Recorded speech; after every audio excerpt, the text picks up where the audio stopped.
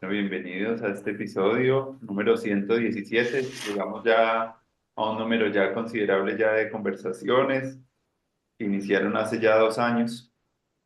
Un episodio con un territorio también que hace rato quería como tener a alguien con a quien compartir algunas palabras y algunas experiencias, que es Uruguay, allá Punta Negra, y estamos con una invitada muy especial, Gabriela Jiménez, que nos conocimos por alguna de las redes ecoversitarias y ha sido pues un placer poder tener este encuentro contigo. Así que bienvenida, Gabriela, a compartir un rato en este podcast de la Universidad del Futuro. Hola Andrés, gracias por la invitación. Encantada de estar acá. Bueno, me gustaría un poco, para entrar en calor en la conversación, poder conocer un poco de cómo han sido tus procesos de aprendizaje y cómo ha sido para ti como esas experiencias que te han formado lo que tú actualmente eres. Si nos puedes comentar, o tú me habías comentado un poco que vienes desde México, me gustaría conocer un poco esa historia para encuadrar un poco, antes de hablar de otras cosas que quisiera hablar contigo, como la Biblioteca La Hojarasca, que va a ser como uno de los temas que me gustaría profundizar. Entonces, si nos quisieras contar un poco cómo ha sido, como esas derivas y esos viajes que has tenido, que te han transformado, sería el primer momento de conversación. Bueno, bueno, yo creo que si hay algo que ha marcado mi andar por la vida ha sido la migración, de alguna manera, y, y me he encontrado con muchas escuelas, digamos, y he tenido como la oportunidad de compartir maneras, formas de pensar, de hacer, de sentir, que cuando uno se encuentra en el lugar correcto, digamos, o cuando estás atento a dónde estás, siempre es el correcto, creo que uno aprende a cosechar, aunque no haya sembrado en el momento o en el lugar, creo que la cosecha viene de atrás, pues uno viene sembrando la vida, dando los días y de repente donde más encuentras cosas que vas sumando a tu maleta, ¿no?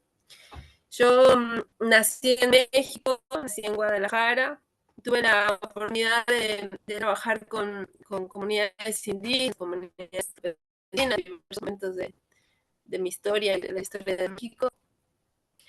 Y bueno, una de las escuelas que obviamente me marcó fue la lucha zapatista.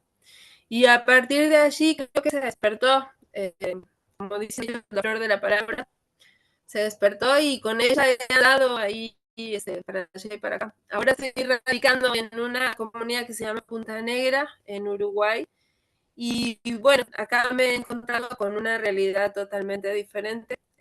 Me anclé acá desde hace como unos 18 años más o menos, pero he ido a México y he viajado por algunos lugares donde sigo comprobando lo que te decía, ¿no? Como el caminar con la palabra y caminar sembrando, cosechando todo el tiempo.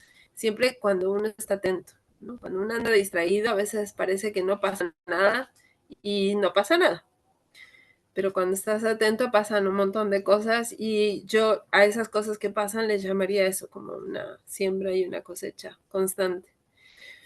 Y bueno, Uruguay es un lugar muy diferente a México, muy diferente a Latinoamérica. Está marcado por una migración reciente. Es un país muy joven, muy, muy joven, y que fue poblado básicamente por comunidades migrantes de Europa. Había pueblos indígenas, había originarios acá, pero las condiciones climáticas y, bueno, algunas cuestiones impidieron un poco que el sello de ellos quedara visible, ¿no? Ahora hay una lucha de rescate y de trabajo por volver a esos orígenes, pero en realidad este país está más poblado por migrantes europeos. Entonces eso quiere decir que le da una marca muy especial a este lugar en la que yo cuando llego me confronto con esto y me doy cuenta de que la lucha no siempre es indígena, no siempre es campesina, no siempre es desde los pobres, ¿no? Hay una lucha del igual al otro. Entonces ahí yo le llamaría en estos lugares, en este sur, pues en este Uruguay, le llamaría más como una lucha de gremios, una lucha de profesiones, una lucha de espacios en común, ¿no? O de ideologías políticas, como muy claras, muy teóricas, digamos. O sea, hay un comunismo muy latente, muy real, un anarquismo muy latente, muy real, que en otros lugares como en México se puede de alguna manera como diluir entre las luchas más fuertes que son la campesina, la indígena y bueno, como la pobreza presente siempre, ¿no? Y nada, todas estas reflexiones me vienen quedando en el embudo de estar acá, de estar como revisando la maleta constantemente y siempre me encuentro como con esas características, digamos. Y bueno, y acá me anclé y tengo 2 hijas adolescentes, tengo un compañero, el padre de mis hijas, y bueno, actualmente tenemos un taller familiar de laudería, de lutería. Hacemos guitarras, violines, violas, cuatros, jaranas, ukelele, esos instrumentos de madera de cuerda. Y además, bueno, yo en este caminar me encontré como una especie de profesionalización de la escritura.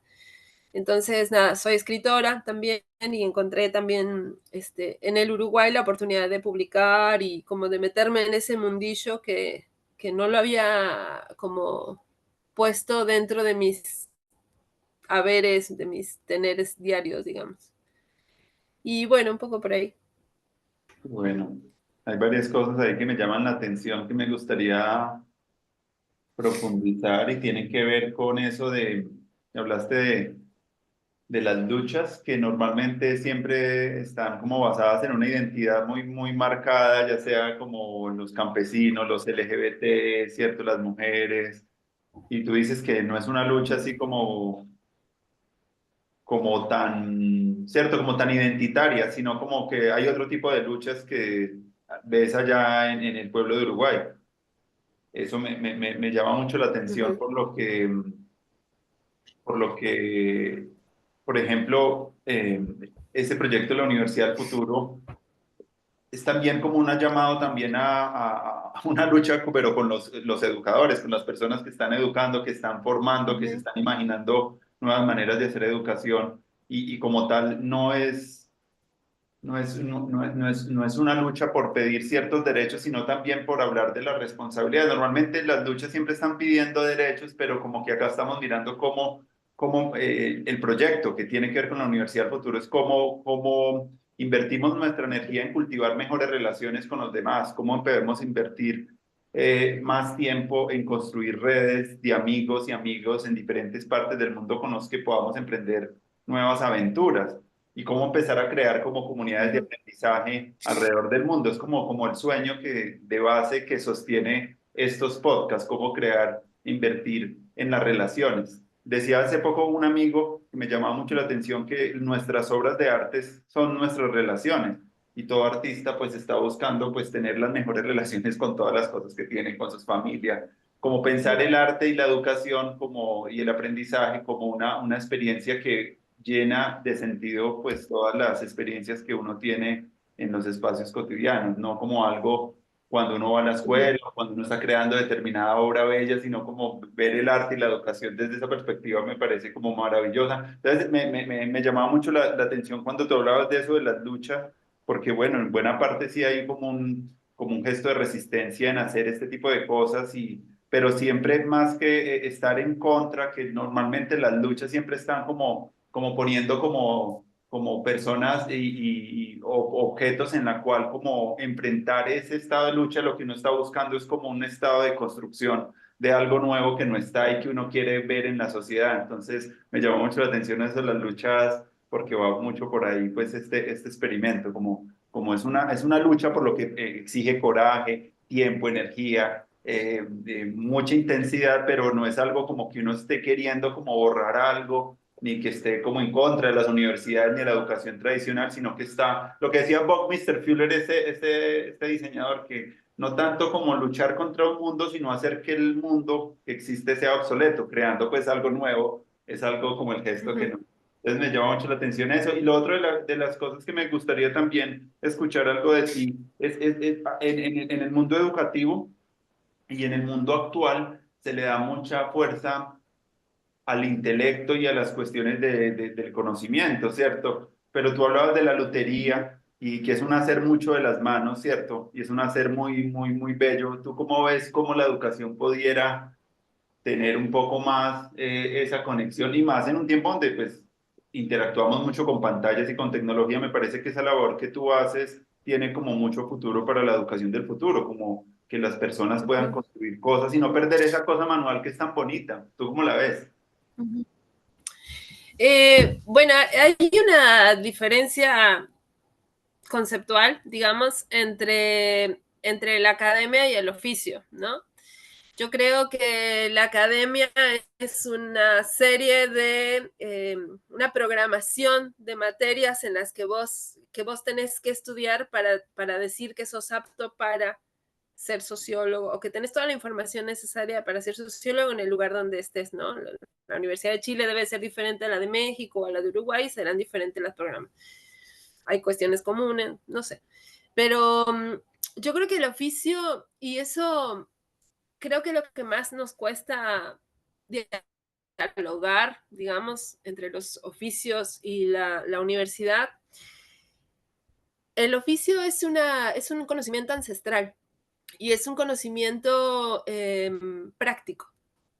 Si bien reflexionás, opinás, podés innovar alguna técnica, algún sistema, pero nosotros, por ejemplo, cuando hacemos violines, o cuando en el taller se hacen violines, se hacen violines con un modelo que fue de Stradivarius, que fue un músico y un luthier italiano, músico no sé, luthier, era luthier, que él hizo toda una escuela. Y entonces él hizo todo un sistema para construir los violines. Han pasado muchísimos años, han pasado siglos entre que Stradivarius hizo el primer violín y dijo, bueno, o el primero o el mejor violín, con toda su técnica y su sistema y comprobación en la época medieval, ¿no? Y, y dijo, bueno, así suena bien. Entonces, hay algunas cuestiones estructurales de la madera, que se corta así, que se pone así, que la veta, que no sé, todo lo que tiene que ver con un instrumento. Entonces, cuando yo digo, yo voy a hacer un violín, yo lo voy a innovar todo. Yo voy a hacer una madera que no tiene nada que ver con el abeto, le voy a poner, en vez de 4 cuerdas, le voy a poner 5 cuerdas, porque a mí me gusta más así. Entonces, cuando tocan ese instrumento puede ser cualquier cosa menos un violín. O puede alcanzar un sonido parecido, pero ¿qué pasa? Que mi innovación tiene que tener una cierta comprobación, ¿no? Entonces tiene que caminar un poco de camino, digamos, para decir, este violín funciona y se puede tocar. Entonces, a eso me refiero con un conocimiento ancestral. O sea, yo no es necesario estar innovando o como haciéndote la cabeza y pensando y reflexionando cómo cambiar el modelo de Stradivarius para que suene mejor. No, o sea, hay cosas que ya se hicieron, ya se comprobaron y que las notas musicales salen de ese instrumento de esa forma. Y eso es bien difícil cuando vos sos no sos alumno, sos un aprendiz, que también el rol es diferente, sos un aprendiz de un luthier maestro que no, o sea, no tenés chance, o sea, tenés que aprender el método. Después de que aprendiste el método, bueno, podés inventar un instrumento, pero no podés de una llegar y decir, esto está mal, lo voy a hacer yo porque yo tengo muy buenas ideas. Entonces, cuando vos te encontrás con la academia, vos cumplís 5 años, tenés ciertas calificaciones y salís graduado de X cosa. Cuando vos sos un aprendiz, puedes hacer un violín, 2 violines, 3 guitarras, 4 guitarras, y la quinta guitarra que vos pensás que va a ser mejor que la primera, capaz que te sale horrible, porque innovaste, porque hubo mucha humedad, porque llovió, porque o fue tiempo de secas. Entonces hay un montón de elementos que entran que no tienen nada que ver con tu conocimiento, sino tienen que ver con un diálogo con las cosas que suceden con el afuera y con un diálogo entre vos y la materia, ¿no? Entonces, vos podés ser sociólogo en tiempos de lluvia, en tiempos de secas, en tiempos de frutas, en tiempos de nada, pero no podés ser un luthier que hace por ejemplo, un barnizado de una guitarra cuando está lloviendo. O sea, no, olvidalo. Tenés que esperar a que deje de llover. Y eso no lo decidís vos. Entonces, es difícil o es diferente más bien la academia con el oficio. Y nada, yo creo que ese es como el verdadero reto. Y hablo del luthier como podría hablar del carpintero, podría hablar del talabartero, podría hablar del panadero, ¿no? Ellos tienen como una escuela ancestral que se adapta al lugar donde están, pero que no puede, o sea, no hay una ansia por modificarlo, sino por reproducirlo. Nuestro panadero y el aprendiz es diferente al profesor y al alumno, ¿no? O sea, en algún momento van a dejar de verse. Entonces, nada, es como una manera diferente de concebir el recibir el conocimiento y la responsabilidad de tenerlo también, ¿no? Puedes ser sociólogo y dedicarte a vender hot dogs porque no te da la guita o no tuviste trabajo o no sé qué, pero no puedes ser luthier y poner, o sea, es como es un conocimiento con un peso de responsabilidad importante, pues. Porque además no son tantos. Entonces, el maestro luthier decide a quién, o sea, según las habilidades, según la relación, decide a quién acoge en su conocimiento o en su estar, pues, como maestro, que también es otra diferencia re importante. Es un poco como ser nieto de o sobrino de, que a veces no podés como medio zafar, pues, ¿no? Nada, te toca, te toca. Y es una responsabilidad eso que te tocó y dale. No sé Sí. si me expliqué bien, pero Sí, más o sí, menos y por es un ahí. conocimiento como muy familiar, que no se enseña muchas veces, sino como que es la misma práctica la que hace como que la gente se vuelva experto en las cosas. Yo he visto mucha gente que hace, Claro. por ejemplo, tambores y otro que Ujú. aprende, no es que le haya enseñado, sino porque estuvo ahí aprendiendo diferentemente como se da en la escuela, donde hay una persona que está enseñándole a alguien, a otro, como que es muy diferente el espacio.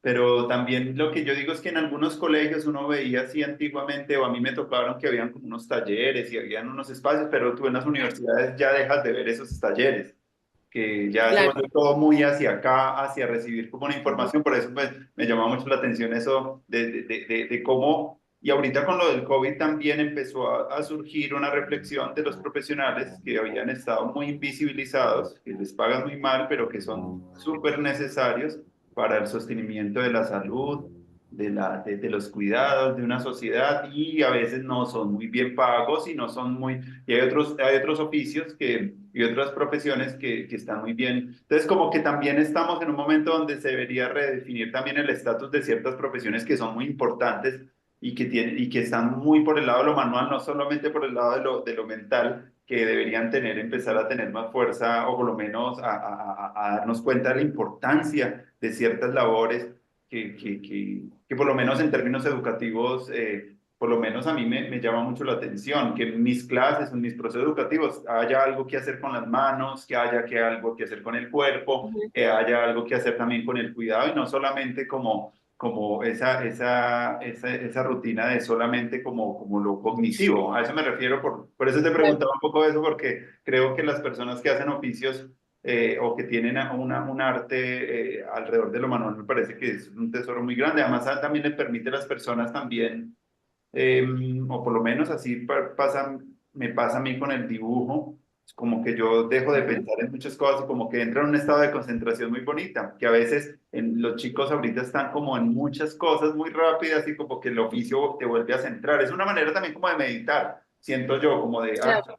como cuando uno trabaja la arcilla o trabaja la materia, eso me parece que es una conexión que en términos educativos me Ujú. parece muy oportuna, en términos de la educación superior. Ujú. Ujú. Mm. No, Sí, sí, bueno. ajá, dale, No, no, vamos. no, me gustaría también preguntarte un poco también eso de la maternidad, también cómo ha sido también para ti una escuela también de aprendizaje, porque muchos, tú cuando me mandabas ese texto hablabas de que tenías dos hijas, entonces como que yo pensaba que para muchas personas ese proceso también es una experiencia de aprendizaje grande. Si quisieras decir algo al respecto, me gustaría también conocer ese otro oficio que es tan importante, de los cuidados. ¿Cómo lo ves? O si quieres, bueno. Uy, súper tema. Eh, bueno, yo, mi primer enfrentamiento a la maternidad fue la distancia de mis pares, ¿no? Yo cuando fui mamá en Uruguay, no fui... Bueno, primero me gustaría mencionar una cosa, que cuando yo estaba en Uruguay, digo en México, perdón, estaba viviendo con el padre de mis hijas, con Camilo, y yo tenía un problema en el útero, ¿no? Es como algo medio íntimo, pero ni modo, ya salió. Yo tenía un problema en el útero. Entonces fuimos a ver al médico, a la vaca sagrada de un hospital muy famoso en Guadalajara, que me dijo, mira, vos vas a pasarla muy mal, corre peligro tu vida, corre peligro la vida de tu hijo o tu hija. Entonces yo te recomiendo que no te embaraces. En ese momento yo no estaba embarazada. Entonces te recomiendo que no te embaraces. Es más, ¿sabes qué? Te vamos a sacar el útero y vamos a sacar los ovarios. Y te vamos a dar un mantenimiento hormonal de por vida. Así vos te olvidas de todo, no vas a menstruar más, no va a doler, no vas a tener hijos, no va a correr la vida. No, hombre, cuando nos empezaron a decir, o sea, cada vez se ponía peor la cosa y las sugerencias de solución eran cada vez más intervención en el cuerpo, ¿no? Entonces, con Camilo, me acuerdo de las manos bien apretadas, apretadas, apretadas, nos apretábamos más fuerte y cuando salimos, no te miento, salimos corriendo al hospital. Bueno, pues la tristeza natural, ¿no? Bueno, yo siempre, en mi fantasía, siempre quise ser mamá. Bueno, ay, qué pena, bueno, qué horrible, qué horrible. Bueno, está, olvidamos ese episodio, no lo olvidamos, pues siempre estuvo presente, pero está. Después nos venimos para Uruguay y yo dije, bueno, voy a aprovechar que es un sistema médico diferente, capaz que me pueden dar otra opción. Entonces me voy al hospital. Cuando llego a Uruguay, me dicen, pero ¿vos estás segura de que no estás embarazada? Y yo, pa, y ahí me di cuenta, pa, estoy embarazada, tengo un brazo, ta, ta, ta, ta, ta, ta. Bueno, dije, pa, y todo ese panorama mexicano se me vino a la cabeza como un baldazo de agua. Dije, pa, me voy a morir. Y me voy a morir lejos de México. Y mi hija o mi hijo no van a... O sea, está horrible. Bueno, ¿por qué te digo esto? Porque las concepciones de vida y de muerte en los lugares también varían, determinado por un poco por la mirada política, social, y un poco también por la cantidad de personas que hay. Yo siempre le echo la culpa a que en México uno más, uno menos, pues no importa. Pero en Uruguay es como, bueno, viene un hijo, vamos a cuidarlo y vamos a llevarlo al final y vamos a... Entonces, bueno, total que terminé en la sala de espera con... me pusieron como en un sistema aparte que era como los embarazos de alto riesgo. Entonces, en la sala de espera yo convivía con una mujer enanita, con una viejita que estaba en una silla de ruedas, o sea, como con las peores situaciones de maternidad, y yo estaba ahí como, ¡wow! Y mi situación de maternidad no era tan horrible, yo tenía 2 pies, 2 manos, o sea, era normal, y ta. Entonces tuve un excelente trato. A partir de allí yo me di cuenta del valor de la vida y de la solución ante la vida y la muerte en este lugar, ¿no? Por ese lado no me sentí tan sola y tan desvalida, digamos. Pero siempre hizo falta la parte de mis pares, mis mujeres, ¿no? Mi mamá, mis hermanas, nosotros somos 7 hijos de mi mamá, entonces mi mamá todavía vive, o sea, es como, ¿cómo hacer para ser mamá sin ellas, ¿no? Yo fui la niñera de mis sobrinos, entonces tenía como algo de experiencia, pero no las tenía cerca. Entonces hubo un montón de cosas que me las tuve que inventar. Entonces, la maternidad en Uruguay para mí ha sido, o mi maternidad ha sido una serie como la escuela del terror, ¿viste? Como una tras otra, como, ¡pah! Y malabareando como podía con mis sensaciones, mis sentimientos, mis situaciones, que finalmente yo era la mamá, entonces era todo mío, mío, mío, y estaba o sea, en mucho tiempo me sentí como re sola. Y después, bueno, salieron dos hermosas mujeres que están por ahí andando en el mundo, y Y nada, fue como, ha sido una escuela permanente, permanente, permanente, de verdad. O sea, salís de una y entras en otra. Y es como, a mí me gusta, o sea, no, me aburro si no pasa nada. Entonces me tienen como en una situación de todo el tiempo estar trabajando desde, para, con ellas y siempre como esto, inventando las maneras de solventar una maternidad desde esta soledad, digamos, que finalmente no estoy sola, pero es como una soledad de maternidad de mis pares, ¿no?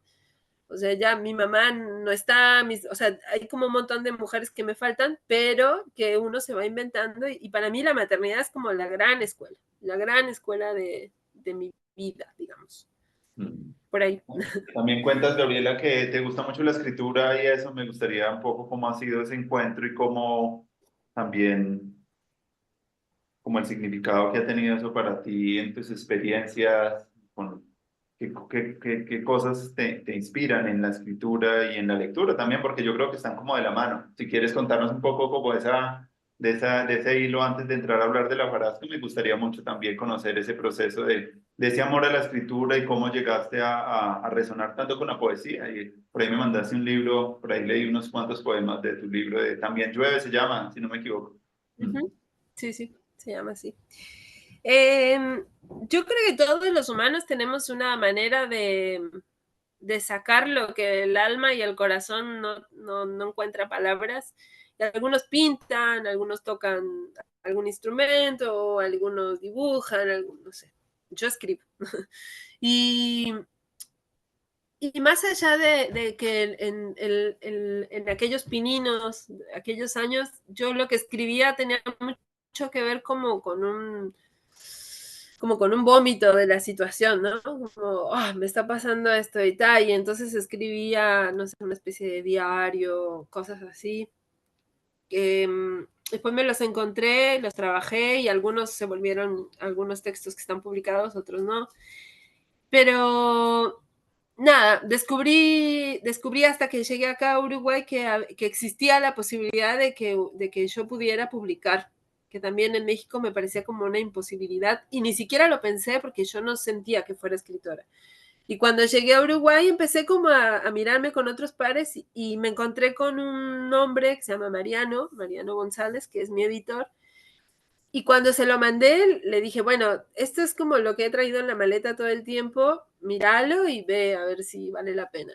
Él me dijo, sí, vale la pena. Entonces ahí nos pusimos a hacer este proceso de edición y de revisión del libro y tal, y salió este. Antes de ese yo ya había participado en talleres de escritura y de animación a la lectura y estudié un par de años con otra editorial. Y nada, y ahí encontré como esa vía, digamos, profesional de la expresión, ¿no? Que por más que siempre me acompañó, acá logré como profesionalizarla, ser como, crear un hábito de escritura, un hábito de lectura y siempre como buscando el fin o sea, poniéndome un fin, un objetivo para hacerlo.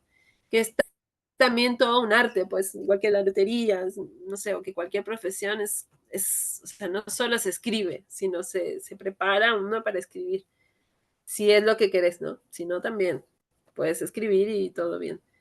Y nada, eso, me encontré con Mariano, me encontré con Astromulo, que es una editorial muy hermosa y que es cooperativa, colaborativa, y bueno, acá se me hizo como realidad una cosa que ni soñé, pero llegó y me di cuenta de que siempre lo había deseado y necesitado. Entonces estuvo muy lindo el encuentro. Algunos autores de Y pronto, bueno, y ahí salió también yo. algunos autores ¿Perdón? de lo que lees tú que de pronto nos quisieras compartir, algunas cosas que te conmuevan a ti en la poesía. No sé, sería lindo también conocer esos referentes Mm, que te mueven. Mm. claro. Sí, no, yo creo que la sorpresa fue como también darme cuenta de que había autores o poetas que yo siempre como que había negado y había tenido un juicio muy premeditado de las situaciones o muy soso, sin tanta como, o sea, sin sacarle las capitas de cebolla, no sé. Hablo, por ejemplo, de Octavio Paz, que es un hombre muy, no sé, se hablan muchas cosas, algunos lo aman, algunos lo odian, pero como poeta me parece que es lo máximo de lo máximo. Y hay unos poemas que son impresionantes. Entonces, nada, también eso, como que uno aprende a sacarle esas telitas bueno, que a veces llega uno tarde, a veces llega temprano, pero que cuando logras descubrir a la persona o a la obra como esta, es impresionante. Y nada, hay como algunos autores que han influenciado mucho desde siempre en mi escritura, uruguayos, que cuando me los encontré acá y los vi en las calles, en los grafitis, en las exposiciones, también fue como, wow, qué regalo tan hermoso haber llegado a este lugar, pues, y que estén ellos acá. Y nada, eso. En Uruguay, cierto, pero no dijiste de pronto cuáles son allá los poetas uruguayos, como para conocer un poco. Es que Uruguay de pronto en América Latina a veces uno no escucha mucho, sería bueno también. Mm. Si tienes, Mm. ¿quieres? Bueno, hay algunas mujeres que ahora, no sé, Pieri Rossi, que ganó un premio, entonces es como más sonada. Como los comunes o los más conocidos en Latinoamérica, bueno, está Benedetti, está Galeano, y hay unos poetas que nacieron es como el movimiento del 1900, 1920, por allí, que son más yo creo que son más locales, pero también son re lindos, que también era toda una movida cultural que había en este lugar que marcó no solamente su escritura, sino el estilo de vida y la manera en cómo se divertían y cómo se juntaban para hacer tertulias. Entonces marcó como un momento histórico del país de mucha liberación y de innovación y de cosas. Están ellos. Después hay una poeta muy interesante que se llama Marosa Di Giorgio, que es una poeta que usa muchísimo, tiene mucha poesía erótica y muchísima metáfora en el erotismo, pero como muy impresionante, como llevada a son como textos que decís, tengo que leerlo 10 veces, le entendí esta frase y te quedas con una palabra. Es como vas de lo más a lo menos, pero es impresionante. Marosa es muy hermosa. Y bueno, ¿quién más te puedo decir? Bueno, de las típicas, que hay algunos poemas que a mí me gustan mucho y otros que me parecen muy, como, es Idea Vilariño, que es muy clara, muy nostálgica, muy tristeza, muy gris, muy Montevideo. Idea es una fiel estampa del Montevideo, de ese tiempo y de ahora. Es como muy gris, es muy loco. No sé. Bueno, Se me no, ocurre, si se me chévere ocurre estos otro. títulos porque muchos de ellos no conozco y bueno, es chévere tener esos referentes. Ahorita hablemos un poquito de la hojarasca, de esa biblioteca, cómo surgió, cómo fue todo ese proceso y cómo, en qué están haciendo y cómo funciona. Sería lindo conocer ese proceso comunitario de la hojarasca, que es tu proyecto en el cual tú también inviertes parte de tu tiempo. Mm. Ajá. Bueno, la hojarasca es una biblioteca, nació hace casi 10 años y bueno, yo en México había tenido experiencia de trabajo en bibliotecas. Trabajé en un par de bibliotecas en la Universidad de Guadalajara y yo tenía un hermano que me acercó a los libros así de manera impresionante y él era bibliotecario. Entonces pasé mucho tiempo con él acompañándolo en su trabajo, que él lo que hacía era clasificar y destinar cada libro al estante que correspondía. Entonces, yo creo que marcó un mundo. Y cuando llegamos a Punta Negra, éramos alrededor de, no sé, unos 40 familias viviendo en el oeste. Y había un salón comercial, la comercia de galpón, y al fondo del galpón había un mueble. Entonces se empezó a usar ese salón para hacer así cosas. Y yo en una que acompañé un taller, me dio curiosidad que había en el mueble. Entonces voy para el mueble. Cuando lo abro, un mueble lleno de libros. Y como con las cosas de alguien en algún momento intentó hacer una biblioteca o una clase clasificación de lo que había. Eran horribles los libros que había, la verdad. Eran, no sé, revistas de selecciones, de muy interesante, como cosas que yo decía, pa, bueno, todo bien, pero podemos mejorar esta.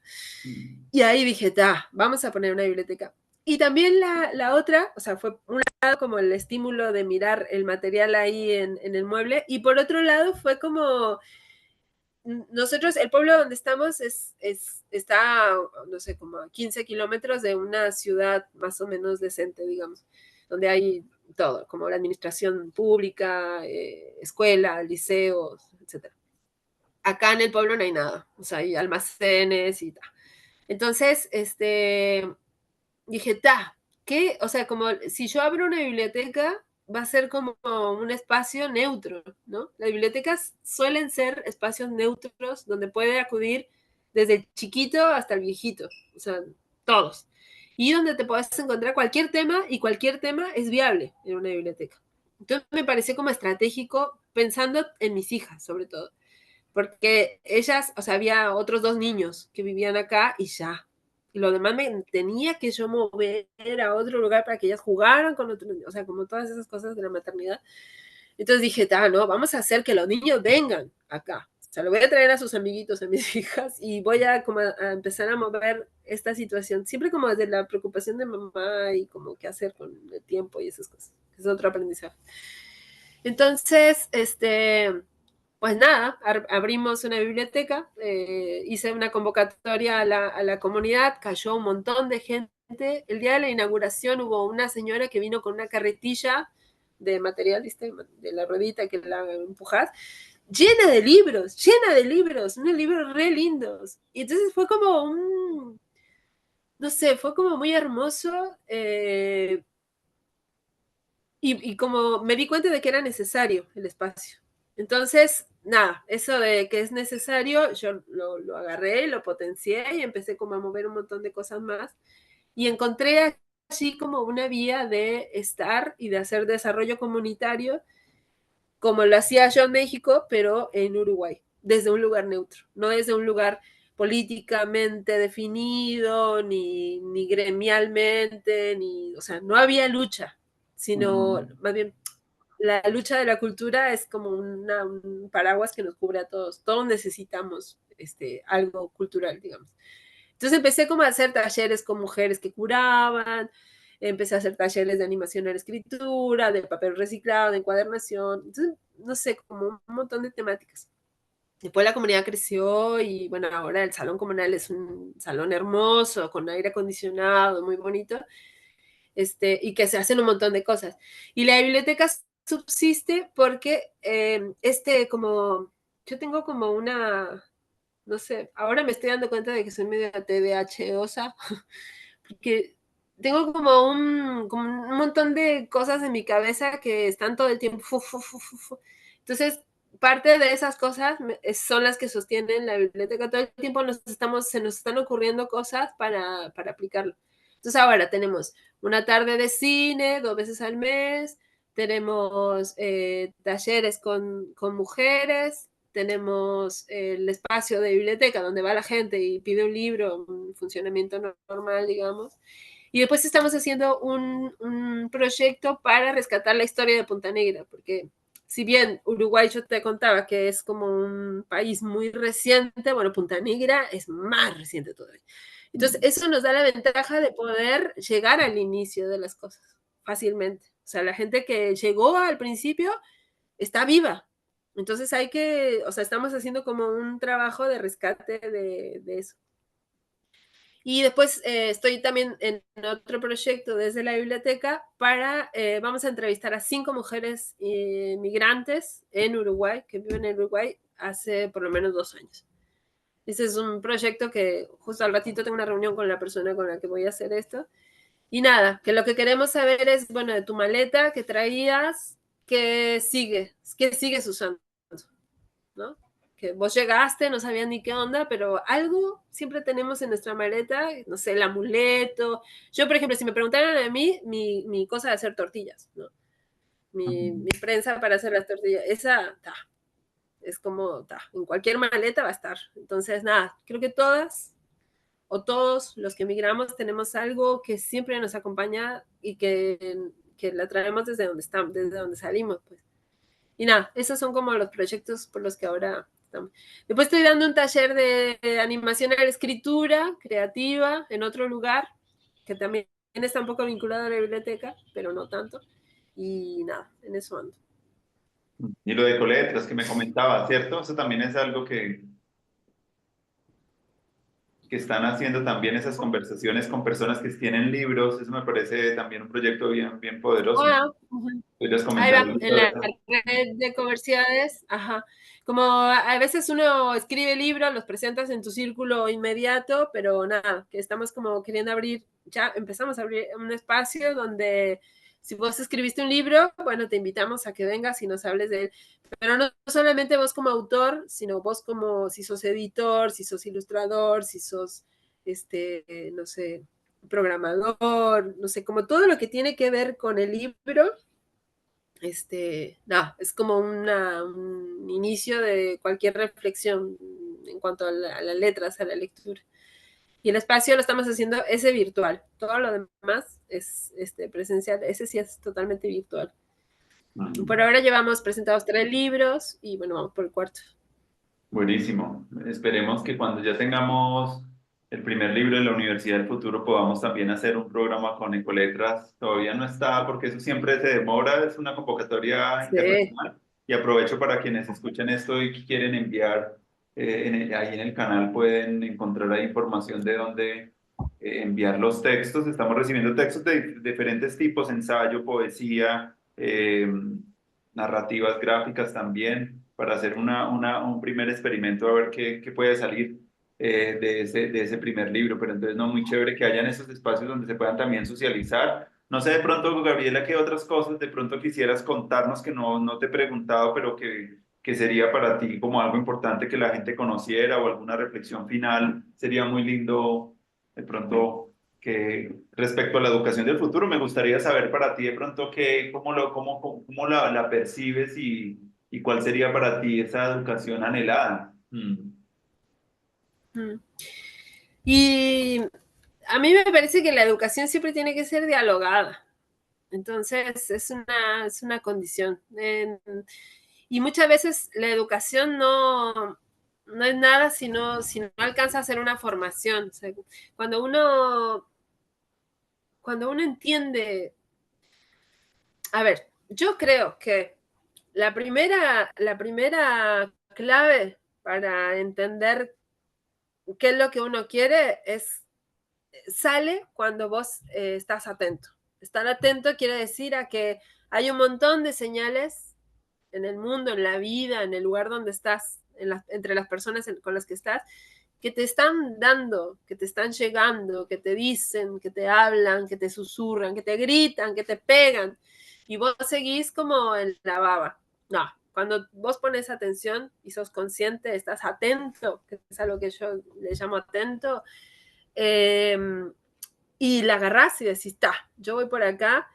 Entonces empezás como a buscar las vías para ir hacia eso, ¿no? A buscar las vías, a buscar los maestros, a escucharte, a juntarte con otros, ¿no? Que ahí es un poco como lo que hablábamos al principio de las luchas, como allá son campesinos porque la tierra es algo que les es común. Allá, acá hay un gremio de profesores muy fuerte porque es algo que hay un cuerpo fuerte de profesores o un cuerpo fuerte de trabajadores de la construcción, un cuerpo fuerte de trabajadoras domésticas, ¿no? Entonces las organizaciones van más por ahí. Entonces creo que la Universidad del Futuro es eso, como la atención constante y permanente en la vida para, para dialogar con los conocimientos y con los aprendizajes. Y después la otra, que creo que hay como algo que podríamos pensar como una condición de una universidad del futuro, es siempre estar como sistematizando nuestras experiencias. Eso quiere decir volver al camino y reconocer dónde estuvieron como los hitos y qué me pasó a mí para que saliera ese resultado. Mm. Porque eso nos permite reflexionar sobre lo que hicimos y lo que pasó por nosotros para una próxima experiencia, ya sea tuya o de otro. ¿no? Entonces, a veces uno hace cosas, haces evaluaciones, me salió bien, me salió mal, me salió feo, me salió bonito, pero no logras decir, bueno, aprendí esto. Aunque me haya salido todo horrible, no importa, pero yo aprendí esto. Entonces, la próxima vez que yo me encuentre con una situación parecida, con una experiencia parecida, o cuando mi amiga, mi comadre, mi tío, mi mamá les pase algo, yo sé que le puedo decir. Porque yo ya lo viví, ya identifiqué, pero cuando haces realmente un espacio de reflexión, de sistematización de tu experiencia, pues. Y para eso, bueno, hay metodología y hay formas de llegar a eso. Entonces, nada, me parece que es otra condición de la universidad, pensando en una universidad del futuro, el tiempo, darnos el tiempo y el espacio de parar y decir, bueno, hasta aquí me pasó todo esto y me pasó así por esto. Y para la próxima voy a hacer esto. O sea, como nada, ese espacio de pensar, de sentarte, que casi no nos damos ese tiempo, pues, de sentarnos a ver qué pasó. Sí, es No, cierto, estamos como como todo el darse tiempo el tiempo accionando, para, accionando. darse el tiempo para digerir como la experiencia y compartirla al otro como un regalo. Claro, porque la experiencia es como, se da cuando uno logra como mirar lo que hizo y sacar como lo bueno y sacar, mirar a ver qué cosas también se pueden mejorar. Eso es algo como que tiene que ver mucho con lo que tú estás hablando de la atención, eh, de tener más la atención como concentrada y tener la atención concentrada para mí es también como detectar uno como persona cuáles son las prioridades que uno tiene en la vida, porque uno puede tener la atención muy dispersa en muchas cosas, pero hay algunas cosas que para uno son más importantes tener como una jerarquía de prioridades de qué cosas son importantes, qué cosas para uno, pues en algún momento, pues son más significativas que en otros momentos, entonces atender también por dónde puede uno ir y no estarse uno dando golpes con la vida, sino como estar atento a las señales que están ahí como mostrándose. Y sí requiere como en buena parte entrenar mucho la atención, a entrenar la atención y a entrenarla pues no sé, es como todo un desafío en un tiempo donde todo surge como muy rápido, volvernos cada vez más hábiles en tener la atención más puesta en los valores que para nosotros son sagrados, es uno de los artes que ojalá cualquier persona pudiera aprender y pudiera como refinar cada vez más, porque eso lo va a llevar a que se va a encontrar con las cosas que para él. Y también poder también atender, bueno, no sé, también ahí entra una figura ahí que me parece también importante y es como cómo atender al antagonista, como a la persona que de pronto no comparte con uno los valores compartidos, sino que tiene como que esas personas también son importantes en el camino también formativo y de transformación y del aprendizaje porque te hacen ver Claro. cosas que la persona que resuena contigo pues no te va a mostrar, como la persona que te, te, te Te confronta, pincho. también puede ser una Sí. persona importante en el camino. A veces uno quiere como, ay, no, esta persona no, pero como que lo difícil también que trae también ese diálogo también es muy importante porque te hace volver más inteligente, te hace también crear unas cosas en ti que no te la va a hacer la persona que te va a decir a todos, sí, sí, sí, sí, el Ujú. antagonista. Sí, sí, sí, es todo un desafío, porque además empezás por un desafío con vos mismo, o sea, que yo creo que es más leve si vos te detenés antes de llegar con esa persona y pensás en lo que hiciste, en qué sentiste, por qué sentiste eso, por qué te fue así, por qué te fue así. Que a mí me gustaría, no sé si cerrar con una lectura de que ahora que estás hablando como de esto, como uno se da cuenta de las cosas, que a veces parece que es sentarte con tu cuaderno, el escritorio y mirar y leer y reflexionar, como una tarea que cuesta, ¿no? Pero en realidad muchas veces es desde mirar cómo cae la hoja del árbol y ahí entendés algo. Ahí te llega como ese mensaje que, ay, si estás atento, ¿no? Vuelvo a lo mismo, este, entendés, ¿no? Entendés X cosa. Y que para cada uno va a ser algo diferente el entendimiento. Uno va a entender, bueno, la hoja cayó con su velocidad, entonces yo tengo que bajar el ritmo. Puede ser. Y otro puede decir, no, las cosas caen por su propio peso, entonces el caer de la hoja a mí me demostró que todo cae.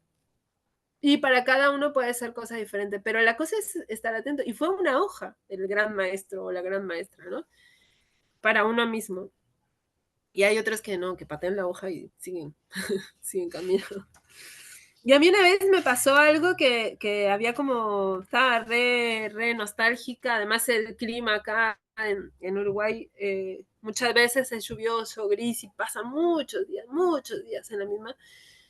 Y yo la verdad que es de las cosas que más trabajo me cuesta de vivir acá, como esa permanencia de, ay Dios, ¿cuándo va a salir el sol? ¿Cuándo va a estar iluminado? No, bueno. Entonces yo estaba muy triste esa noche y escribí una cosa que está dentro del libro que te compartí, de También llueve. Y nada, y entendí cosas. Entonces, voy a leer una parte, si me permitís. Dale. Sigue gris, silencio en el verde, en el interior, en las corazas bravas del rojo vivo. Es la terca mía que sigue las veredas por descubrir cuando el bullicio aprieta y el camino es lógica. Tuve que venir a esta ventana gris, otoñal, confundida, aturdida, desahuciada, como muriendo de a poco, con ropajes monotemáticos, monoclínicos, monocrómicos, lagrimeando la equivalencia a pasar del entendimiento a la bendita palabra. Soy la reencarnación de una fruta, soy un niño tierno muerto a temprana edad, soy una hoja de árbol otoñal, amarilla, marrón, tierra. Soy un viento fugaz, soy palabra y soy silencio. Fui venado del norte, del desierto. Soy una vasija que llenaron ustedes con ternura. Pero hoy se me quebró el fondo. Me matan de a poco la razón. Es gris, otoñal, lleno mi vasija sin fondo con mis propias aguas, aguas benditas que llevamos en nuestros cántaros. El silencio se rompe. Reuní todos los silencios de mis ancestros y entendí. Bueno, Gabriela, muchas gracias por ese poema y por tus palabras y por estas redes que se empiezan a tejer con las personas acá en la Universidad del Futuro. Siempre abiertos los canales acá para seguir construyendo y para que podamos seguir como inventándonos cosas nuevas juntos. Es una alegría pues haberte tenido acá en el programa y bueno, creo que es una buena manera también con ese poema que nos compartiste para cerrar nuestro programa. Así que te agradezco mucho tu tiempo y como tu energía y tu labor, que es importante. Bueno, gracias a vos, Andrés, y arriba, la Universidad del Futuro.